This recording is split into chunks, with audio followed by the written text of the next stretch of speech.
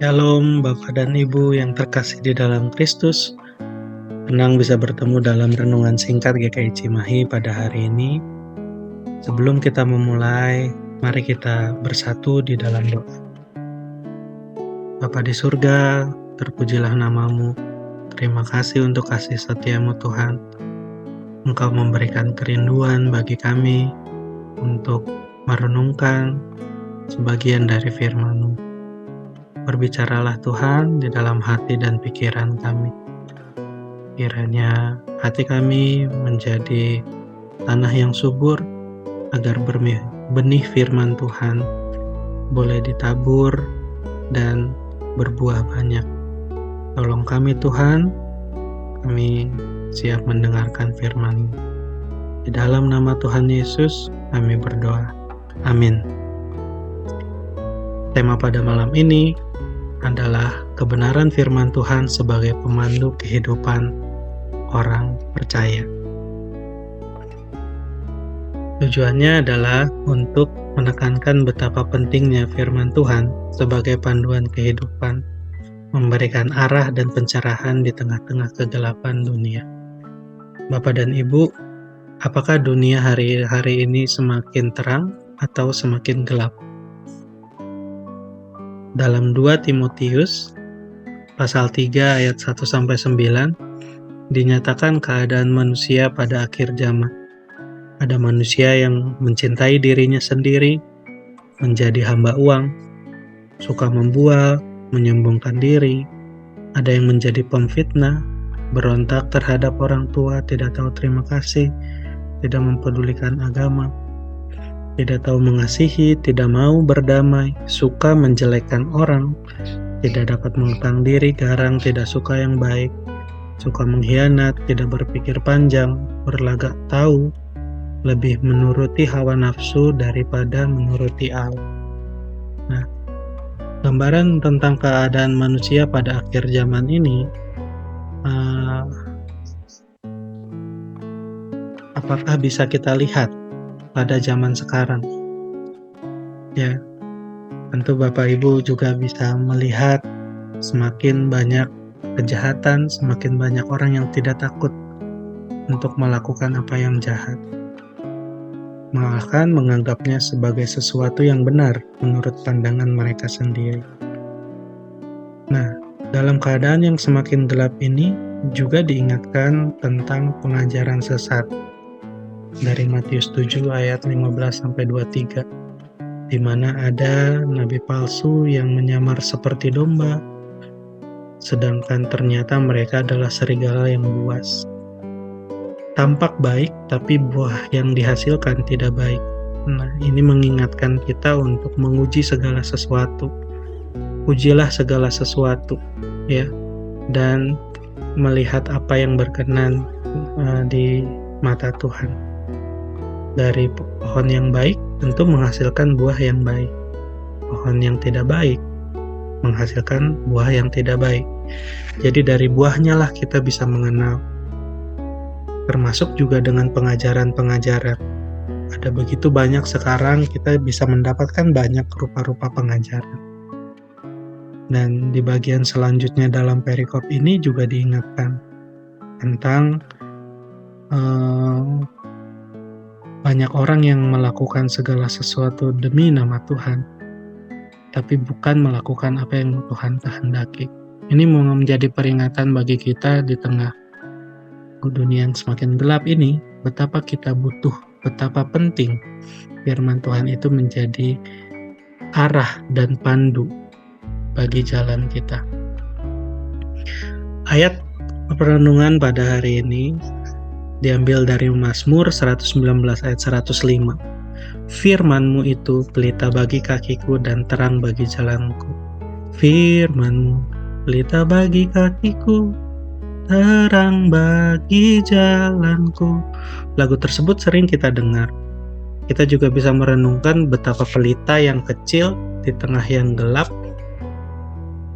Dalam zaman dulu, sebelum ada lampu, sebelum ada senter begitu ya, hanya ada minyak ataupun lilin, pelita tersebut bisa menolong kita di tengah gelap agar kaki kita tidak jatuh, rencok gitu ya, jatuh ke lubang atau kena bagian benda yang tajam, dan bisa menjadi terang bagi jalan kita.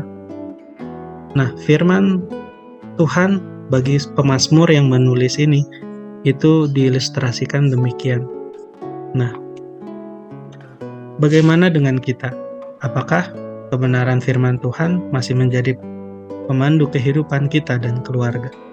Atau mungkin ada hikmat lain, ada sumber kebenaran lain, atau ada panduan lain yang bisa kita pegang walaupun di luar dari firman Tuhan atau bertentangan dengan firman Tuhan, tapi itulah yang kita pegang. Nah, mari kita lihat ada satu gambar yang menarik dari seorang pastor di satu akun Instagramnya, menggambarkan ada kitab suci begitu yang sedang menepuk pundak orang, yang dimana orang itu mengeluarkan begitu banyak logo-logo dari sosial media. Nah, Bapak dan Ibu, di zaman sekarang di sosial media ada begitu banyak hikmat, ada begitu banyak informasi yang mungkin tampaknya benar, tapi kita perlu uji lagi apakah ini seturut dengan firman Tuhan atau hanya hikmat dunia belaka. Sama seperti sosial media adalah satu alat, ini alat bisa dipakai untuk sesuatu yang baik, bisa juga dipakai untuk sesuatu yang jahat. Kita juga bisa menemukan konten atau informasi atau hikmat yang sesuai dengan firman Tuhan, dikemas dengan sederhana dan menarik, sehingga kita diingatkan olehnya. Nah, di zaman sekarang kita juga harus berhati-hati untuk semua informasi yang masuk dari mata, telinga, masuk ke pikiran, masuk ke hati kita. Nah, sehingga lagu yang kita tahu seperti selidiki aku, lihat hatiku. Nah, setiap hari kita perlu meminta agar Tuhan boleh menyelidiki dan boleh mengoreksi hati kita, karena belum tentu kebenaran yang selama ini kita pegang sesuai dengan kebenaran firman Tuhan. Nah, ada begitu banyak manfaat dari firman Tuhan. Paling tidak di 2 Timotius 3 ayat 16 disampaikan ada 4. Mengajar, menyatakan kesalahan, memperbaiki kelakuan, mendidik orang dalam kebenaran. Dan dalam terjemahan lain, Bapak dan Ibu bisa lihat maknanya yang lebih dalam, ya. Mengajar, showing us truth, menyatakan kesalahan, exposing our rebellion, memperbaiki kelakuan, mengoreksi kesalahan kita, mengoreksi, mendidik orang dalam kebenaran, melatih kita hidup di jalan yang Tuhan mau. Nah, ini mengingatkan kita betapa pentingnya kita memiliki waktu pribadi untuk merenungkan firman Tuhan siang dan malam. Kita butuh firman Tuhan. Ada begitu banyak hikmat di sana. Saya mau mengajak Bapak dan Ibu, rekan sekalian, boleh merenungkan beberapa.